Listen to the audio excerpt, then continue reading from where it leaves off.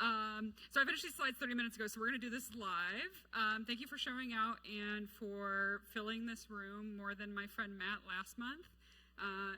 Matt, I love you. Matt's talk was amazing. You guys should check out the recording. He did a whole thing about using AI to create like fake Tinder bios and do some research on that. So highly recommend you check that out.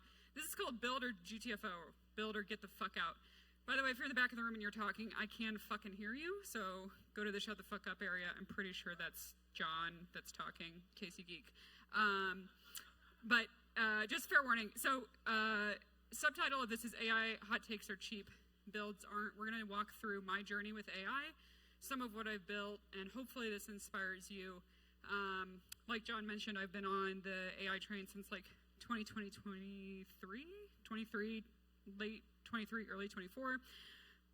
I still think it's kind of bullshit magic, to be fully honest with you. I don't know how it works, but we have to use it or we die. So here's the problem.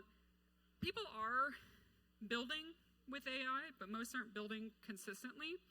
I see a lot of people who try it once, they hit a wall, and then they go back to talking about AI and using it like a consumer, using it like a Google with a personality. The gap isn't really access, it's persistence. It's also a little bit of this is moving so fast that I don't think a lot of people know the art of possible. I want to show you kind of what I've done because I've spent 11 months trying things and failing spectacularly. So hopefully I can save you all some energy.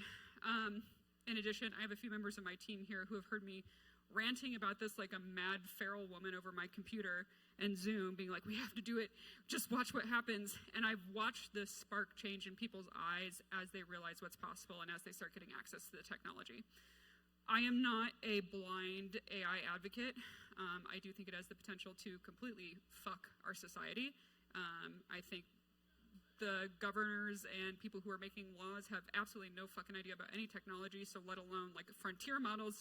We're kind of screwed, but that's why people in this room need to become educated about AI and understand how you can use it and start using it today in meaningful ways so that we can influence that. Who am I? Why should I be up here talking to you? Like John mentioned, I've been at SecKC since 2015. I'm the global head of detection and response at a big Fortune 500. We do boring insurance things, blah, blah, blah, blah, blah, blah. Defensive and offensive security, you name it, I've done it. I'm the co-founder of Thor Collective, which is a threat hunting blog collective. We put out over 300 threat hunting hypotheses on GitHub that you can use in your program today, and they are proven to be used by other threat hunters. So if you haven't checked that out, it's called Hearth. I'm on the B-Sides KC CFP board. Shout out B-Sides KC. My second KC love, make sure you're there. SecKC comes first, so hopefully it doesn't fall on a Tuesday, so I don't have to conflict. And then my squat is 165 pounds. My bench is 116 pounds. My deadlift is 243 pounds for a total of 524 pounds. Don't fuck with me. And I almost flunked out of college due to Visual Basic. So I have this unique experience of being a fucking manager behind PowerPoints and budgets and spreadsheets and almost failing college because I didn't know how to program. So a little bit of a unique background there. The question I ask myself every single week for almost all of 2025 and part of 2024 is, I run a giant department. I brief CISOs, I do strategy. Why am I even learning to code at this point in my career? I have incredibly smart people like Chase and Kurt who can do this badass shit for me. And you'll get like a preview of some of the cool stuff Chase is doing next month when you come to his talk about how he's leveraging AI to gamble on RuneScape, ? Highly recommend you come out for that. But I've asked myself this, and I still ask myself this, why am I doing this? Like, I grew up in this age of leaders are supposed to be stupid with tech. They should not be touching the console because we wildcard queries. Bill was my big boss for quite some time and only reinforced that point until he went back and became more IC, right? So I've questioned myself on why am I even doing this? What's the point? And it's because if I don't do this, my team dies, point blank. There are people coming into your C-suite right now who are telling your C-suite you can lay off 90% of your department with AI. And if you do not have a strategy that's grounded in truth and reality and you don't plant that flag now, you're on your back foot. Your CEO is going to come to you and say, Lauren, can I do that? Is that true? So I made it my mission to not let that happen. My goal is to lift the boat as it rises, not pull the ladder up as everybody drowns. So the progression. Spoiler here. Let's see if I can get it to play. Here's my GitHub commits for the last 10 years of my life. When I say I don't code, I don't fucking code, right? So 2019, get into some COVID times. I lost my brain. 2021, big leadership. 2022, I don't know what the hell I was doing there. 2023, 2024, you start to see the progression. 25, I was doing some other stuff. 887 contributions to GitHub this year. Mostly co-authored with Claude. Thank you, my love. So I'm not crazy. I actually can talk to you about how we got there. So phase one, my first ever prompt was in January 2023 with ChatGPT, and I thought I was late to the game. And I'm not gonna lie, I was using it to help me with homework in my grad program because I didn't know how to code. So I said I need to write a Python program that generates a random number. I had looked at Stack Overflow, I had talked to friends, I had no idea how it worked still. And so I got ChatGPT to write me some code, explain it to me, and then I hand wrote it because I was terrified of getting kicked out of my grad program. Then I also used it for angry letters. I made joke memes, memos, things like that. I used it for help with CTFs, but I was using it like a consumer. And I was very much like Dr. Manhattan. I was like, this is all overhyped bullshit. Benson was talking to me at the time, and I'm like, Benson's got AI psychosis. I don't know what's going on with this guy. He has no idea. Like, I can do this with a Python program. It's just fancy if-else loops. There's not a lot I can do here. And then phase two, that was almost a year and a half, mind you.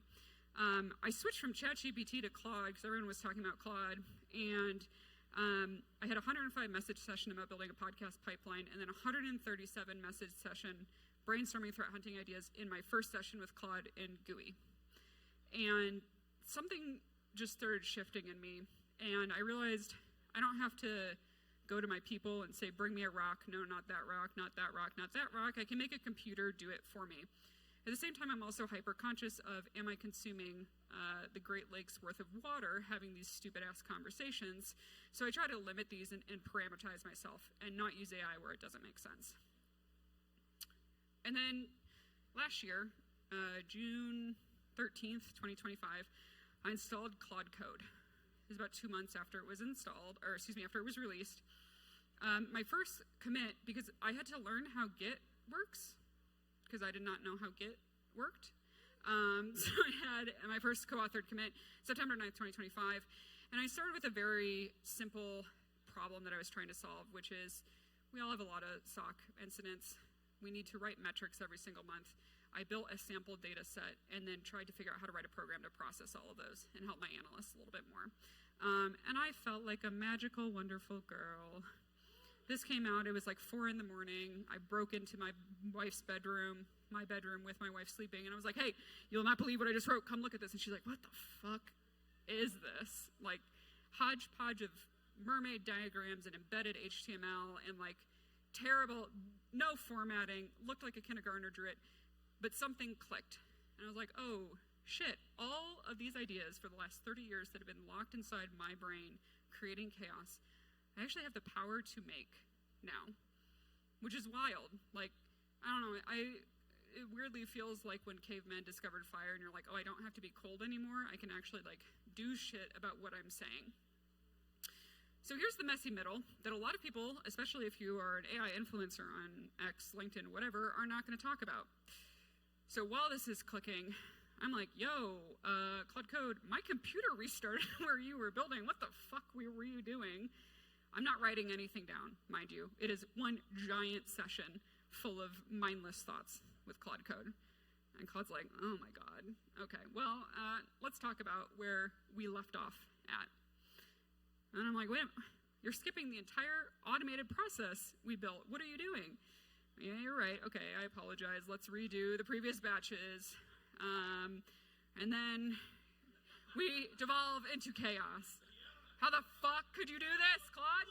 What the hell? He's like, I understand your frustration. I'll restore all the database entries. I'm like, okay, let's try again. But this is me You just deleted my entire fucking database? Oh my God. By the way, I do call Claude he because I love telling men what to do. Pick your own personal pronouns for your Claude or your AI. But I'm working through this and I'm realizing I'm shooting myself in my own foot because I'm trying to one-shot shit. I'm trusting an AI that is trained on like shit tons of novels and stolen content. It doesn't know how I work. There's no customization, and I'm also missing like core foundational principles of systems architecture and programming. And so I'm just like, I have this crazy ass idea. Let's put it on the internet. Thankfully, my co-founder at Thor Collective, Sydney Maroney, shout out, girl, you saved my ass. She was like, hey, so I'm using AI in a responsible way. Do you want to do that also? Like an adult? Lauren, please, put the crayons away. It was really like handing a monkey a gun and being like, be free. So Sydney and I start working, and like John mentioned, a lot of this is like, I can't talk to people in public about this. Like, I'm hunched over my phone late at night talking to Claude, like, yes, deploy this hook right now. Oh my God, I can't believe it. My wife's like, who are you talking to? I'm like, oh, fuck.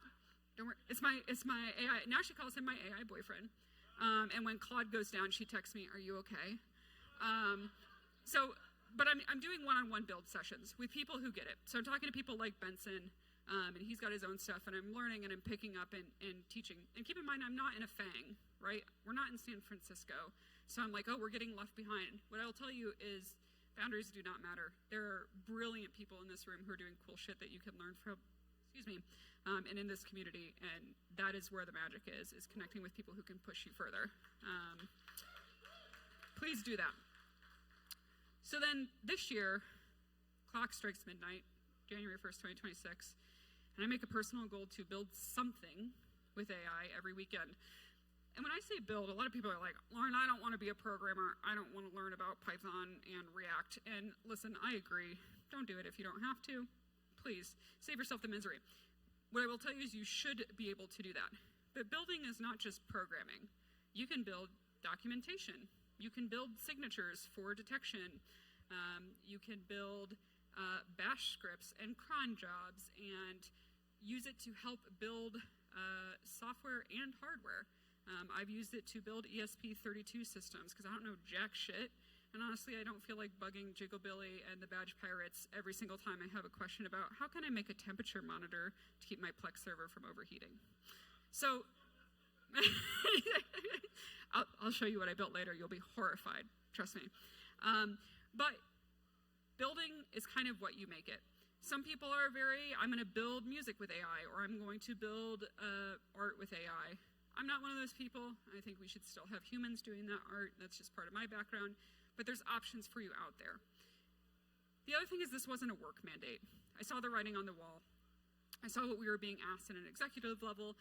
I saw where we were trending from a budgetary level. I saw how the market was reacting and how people are claiming AI is laying off people when it's really just a cover because they overhired and they don't know how to run effective businesses. But the security field is changing underneath us as we speak. And I realized I could either watch it happen or learn to write it. And as a leader, my best option was to learn to write it to take care of my people. That's what I cared about most of all. But also, honestly, after years of managing people and processes, I love building shit with my own hands and executing. No one ever talks about the abstract of security. We're never done with our job. Mythos just made my life 10 times fucking harder because now I've got people coming to me like, well, Lauren, are we all going to be blown up by an RC and free BSD? No. Twice we will be blown up, correct. That is precisely it, right? But there's this air around cybersecurity that we're always fighting the fight. 9 times out of 10, we don't get to see the results of us doing a good job. Us doing a good job is me not ending up on the Wall Street Journal or having to appear in front of Congress, making sure that I keep my people happy, somewhat reducing burnout. And so what I've learned with building is I can actually channel all of this energy I have into making things and have an end result. It's kind of a shitty result, I'm not gonna lie, but there's something satisfying about building. And so then compounding, and I really did feel like Shrek turning into a real boy at this. So this is late 2025 to now. I've had 321 ChatGPT combos. Spoiler, I dropped him and moved to Claude. Over 500 Claude chats, 521 Claude code sessions. This was run 3 days ago, so we're more like 600 right now. And then 1,200 plus commits co-authored with AI in less than 8 months through this period. No, these are all private. I'm not giving you this shit. I'll show you what I built. But these are custom skills, agents that I wrote, hooks to accelerate everything. I have pipelines that do shit while I sleep, and then I wake up and it's like, are you sure you want to commit this? I'm like, I don't know. But the tools I built started building other tools. And so we have the compound effects of everything that I've been learning over the last 3 years. So I've got skills that made PackMap faster. You don't know what these products are yet. I'll show you. We've got sub-agents. We've got Labyrinth. We've got hooks observability. Nothing I built was wasted. And that's the key. I'll show you a slide of everything that I built. There's a lot of slop in there. There's a lot of shit that just didn't run. Bad coding practices, memory leaks. One time, Claude decided to steal my Plex API key and help itself to my movie library. There's a lot of lessons learned. But every project built on the last, every single thing had lessons learned in order for me to grow further. All right, we're done talking about the zero to hero story. Let's show my work, actually, so you don't believe me. Okay, so this is everything I built in the last 9 months, minus work shit, because I'm not showing that here, and because I keep my work shit, my personal shit, separate. So there's a couple projects we'll highlight tonight. Labyrinth is an AI honeypot. We built the SOC analyzer. I built a TTX platform because I was sick of paying for TTXs.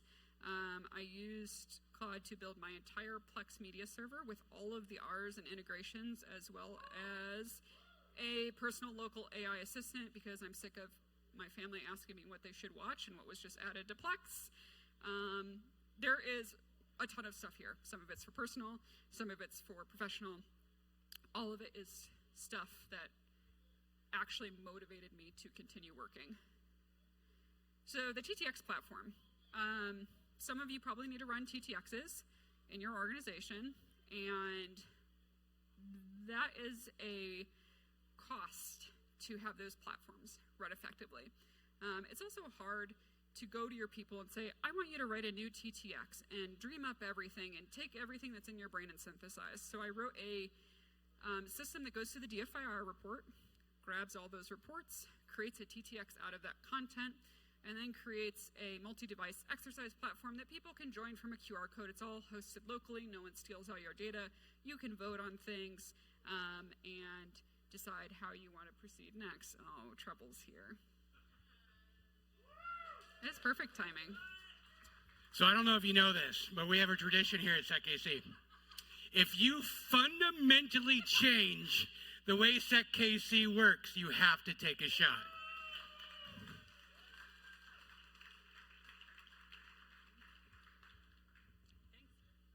Thanks for getting me a real stage. So this is live from a DFIR report. This is literally just built all these questions for me. I know you can't see this, it's too small. I didn't think that through when I put tiny text on a dark background. See me later if you'd like this.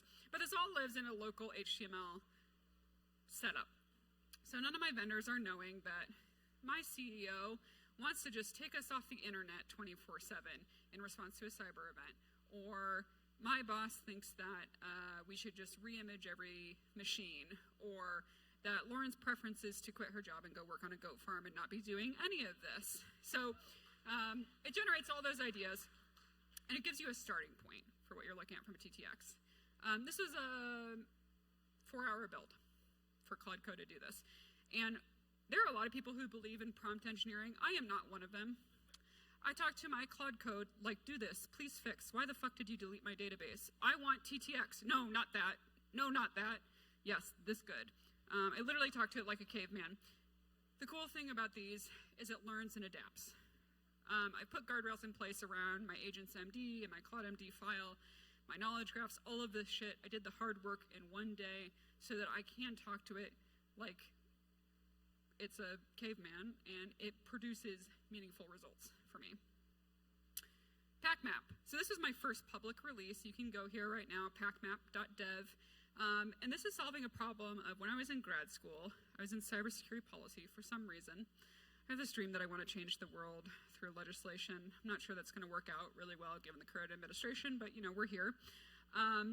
If you go to packmap.dev, you will see all of the world's cyber, privacy, and AI regulations collected in one place with their text extracted in ways that you can read as a normal human instead of a lawyer, the fines if you don't comply, the countries that you have to do this, and every single Saturday it goes out and looks against the week and looks for anything that's changed, anything that's added, anything that's being proposed, and feeds it into this giant database. Let's see if this works.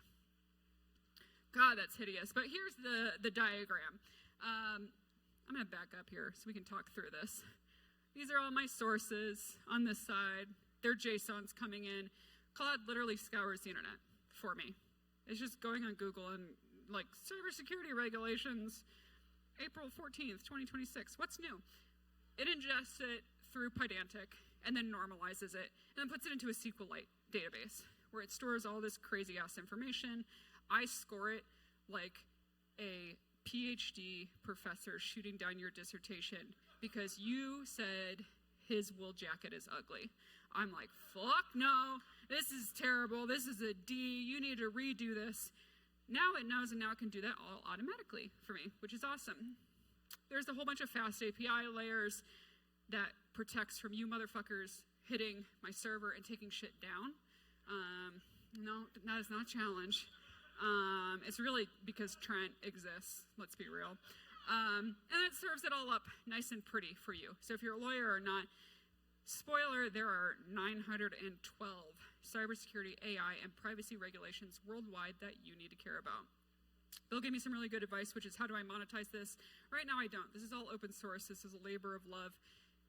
This was also the preface for just getting better at AI, doing full system design. How do I put something on the internet that everyone and their mom are not going to go attack and breach? How do I build databases that scale and have high availability? How do I build a middleware? How do I build APIs? Like, all of this is self-taught, and there were a lot of scrapes and bumps along the way. Here's what it looks like. This is the card for the Lithuanian, I don't know, I think it's NSI 2.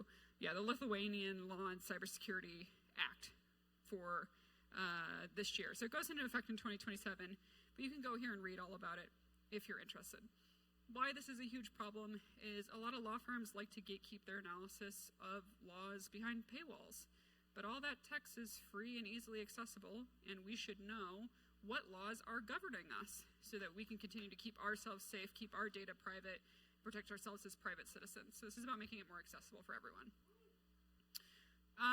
And then my wife was like, hey, how's your AI boyfriend doing? I don't use AI, fucking weirdo. So I built an AI at home named Pearl, and it's got a kitty cat emoji.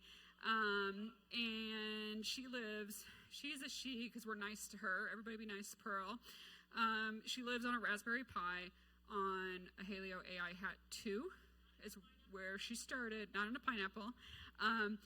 Now she's on a Mac Studio because I got so obsessed that I needed to scale the model up that I bought a Mac Studio, and we don't talk about that with my wife. Or the running into Micro Center with a bag under my shirt, like, nothing to see here, it's fine. So she's plugged into my Plex Media Server, my home assistant. I used her to help me build an ESP32 temp and humidity sensor that I literally sent videos of me soldering because I had no fucking clue what I was doing. I kept burning myself to the AI, and it processed that and told me what I was doing wrong. It did wiring diagrams for me. It helped me do the coding. It was pretty incredible. The tinkering is what is feeding my professional work, is because I'm learning these lessons hard at home on cheap local models that are good enough for government work, to say the least.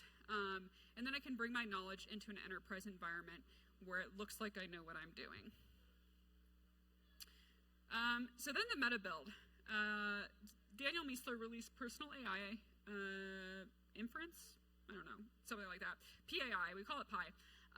And this is the tool that helps you build based on your preferences. You spend half a day with this. You tell it your dreams, your hopes, your aspirations, all of this. It all lives locally in Markdown files.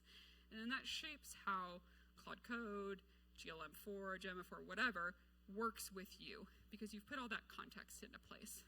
I ended up building 30 custom skills around OSINT, red teaming, researching.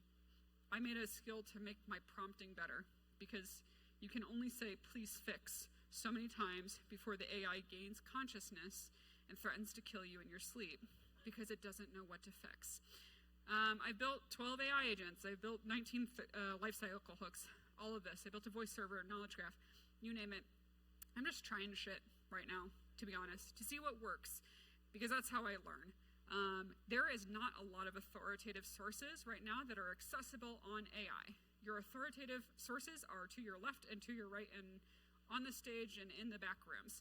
It is the people that are playing and working because no engineers from Anthropic are going to come out in public and say, this is exactly how we're using it and this is how you should use it too.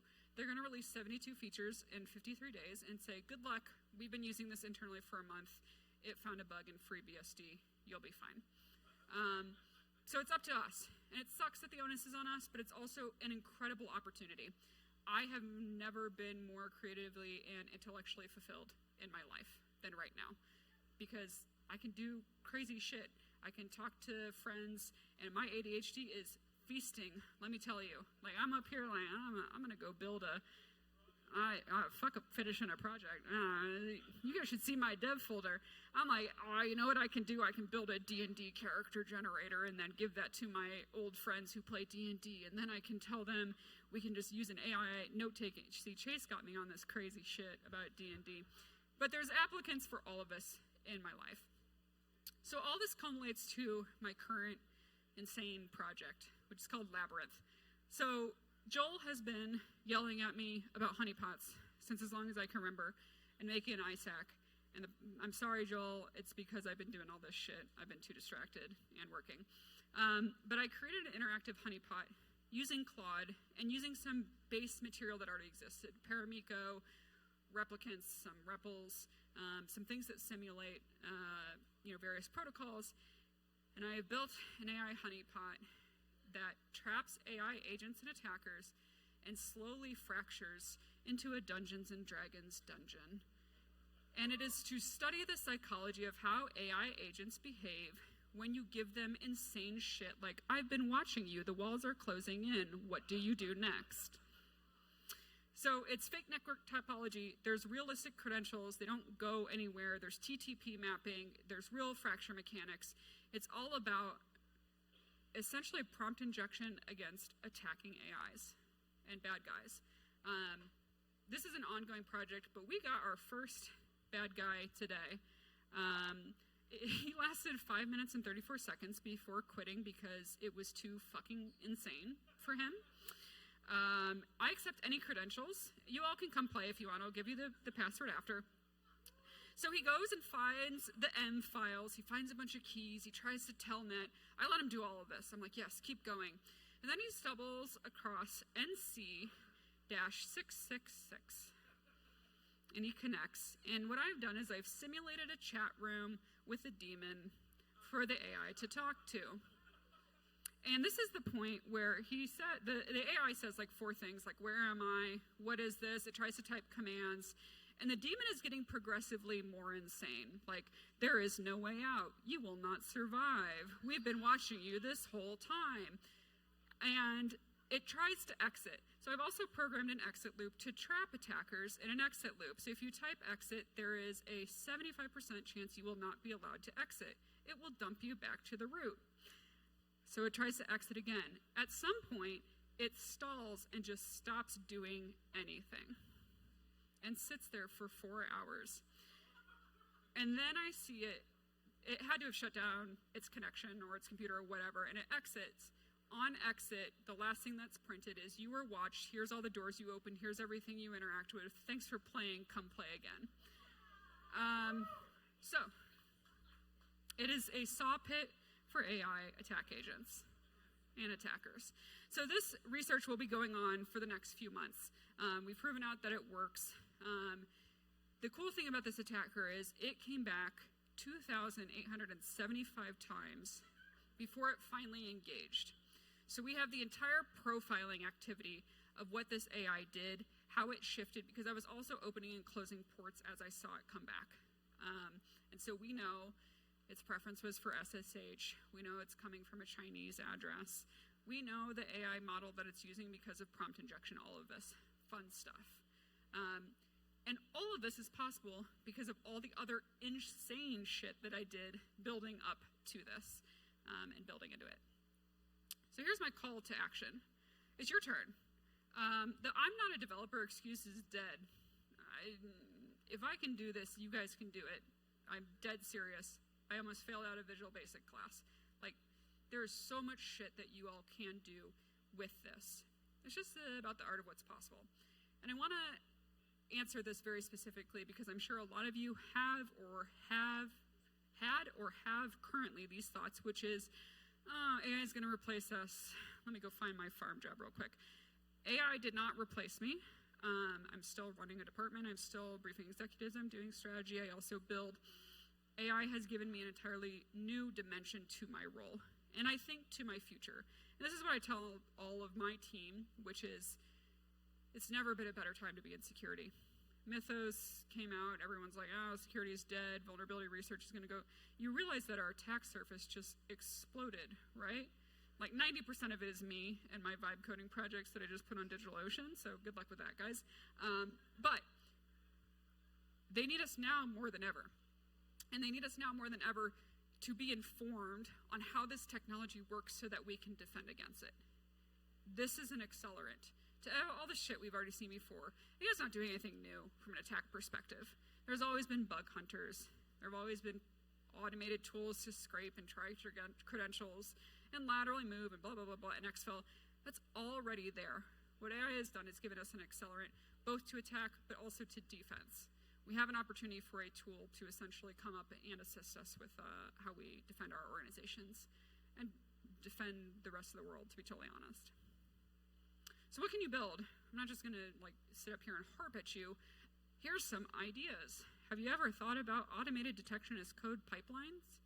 Have you thought about taking the DFII report and say, write a detection for CrowdStrike in CQL, and here's the manual that's open and available right now, and then go test it and see if that's actually logical, or if you need to tell Claude, please fix.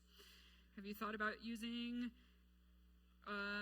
an agent to do alert triage and correlation just from the start?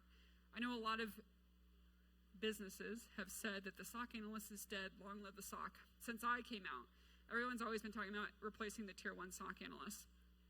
I think a good SOC analyst equipped with AI tools is more important now than ever. The question is, are you going to take the opportunity by the horns and use the technology and learn the technology?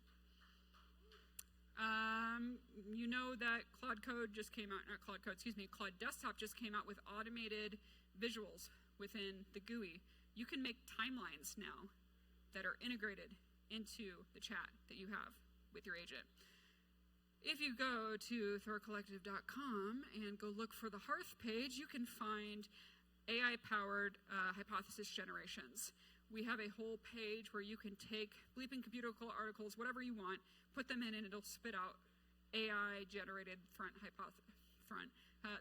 hypotheses, that you can use, or you can have added to the Hearth collection and get a really sick contributor badge, as well as challenge coin. You can use this for your home labs, automations. You can make a damn little video game to play offline if that's what interests you. The only limit is your imagination at this point and your ability to control what the AI is doing. I never in a million years thought that I would see an AI agent controlling a Plenty of Fish dating app. Like dead ass, I was sitting here like, God damn, I am so glad I don't have to date. Sucks for the rest of y'all, but there is so much opportunity here, and that creativity that's been locked in your brain for all these years can finally come out and be put to more use. So just do it. Here's your challenge. Go home and build something. I don't care what it is. Build something. Share it in the SecKC Discord. I would love to hear about it. Other people would love to hear about it. Chase built something in like 2 days. 2 days. Then he showed me, and I was like, you're fucking talking at SecKC in May. God damn it, this is incredible. Then he built a PowerPoint presentation. I was like, oh, yes, from an executive perspective, this is beautiful visual storytelling. Thank you. Things have never been more accessible. At the same time, like, the tokens are subsidized by VC and PE firms right now. So if you're going to get in, get in. Take advantage of that sweet Saudi oil money. Go run those tokens per second up while you still can before they get you addicted, and then you're like, oh, it's impossible for us to financially do this. Local models are also pretty fucking good right now. Quen 3.5 just got released a month or two ago. Love you, Quen. That's what Pearl's running on. She knows enough to tell me that there's a tornado watch happening around what movies are on my Plex server, and she knows my wife's vegetarian and can recommend recipes that follow those instructions. So it is good enough. I think Quen 3.5 probably would have been frontier model in early 2025. That's how fast the technology is progressing. I think the only thing stopping you is you, and I'm saying that from personal experience because I was the only thing stopping myself, and time. The reality is we're all hackers. Oh, you throwing me out? 5? What? Oh, you guys are giving me a 5-minute warning? Listen, we're almost done. Build or get the fuck out. I'm sick of this. We're hackers. This has always been in our blood. Go build some shit. Share it with your community. Find your people. Talk. Push each other. Go forward. It's the only way we grow. The only constant is change. If you want to find me, triw0lf's my name on SecKC. I got other handles, I don't know. You can go to thorcollective.com to find free threat hunting materials right now. We do a bunch of mentorships. We're also sponsoring someone to go to DEF CON this year if you build something and talk at Blue Team Village. So the challenge is out there. SecKC is an amazing place to accelerate your career, accelerate your knowledge. Do not take for granted what you have in this room and the resources and the people that are in here. I am so proud that I am no longer the only woman in this room, because we're the same person. Julie and I are the same person, so it doesn't count. But I'm so happy to see how much diversity in this room. If you're a woman and you are looking for a mentor, I'm always looking to help, so feel free to reach out. Go fucking build something, Jordan Fuentes.